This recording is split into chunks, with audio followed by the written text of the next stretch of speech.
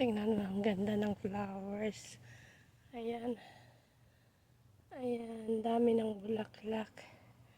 Matubo kaya ito sa Pinas. Pag uwi ko, magdadala ako ng buto.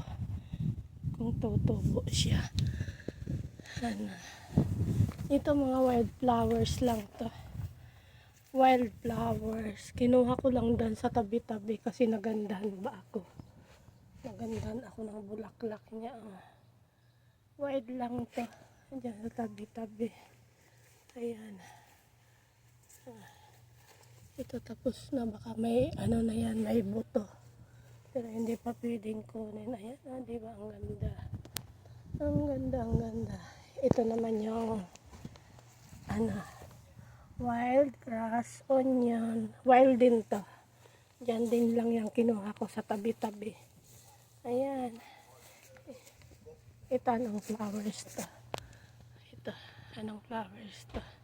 Ayan yung grass onion. Wild yan.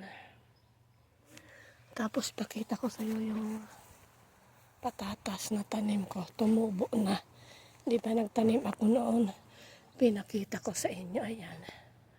Tumubo na siya. Ayan. Tumubo na. Ayan. Ito may strawberry. Strawberry. Bagong tanim yan. Ayan. Bagong tanim na strawberry. Ito patatas to. Ayan. Strawberry. Ito apple to. Ito apple. Buhay. Nabuhay ulit. Ayan. Ayan. Ayun, apple. Oh, medyo malaki siya. Apple yan. Ito. Ayan. Dami na. Doon sa likuran may ano rin ako. Pakita ko sa inyo yung strawberry. Strawberry doon sa likuran. Hindi pa ako tapos magputol ng grass. Ayan. Di ba? Marami pa yan pang putol sa grass.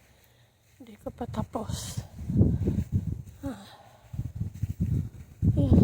Yung strawberry ko. Ayan.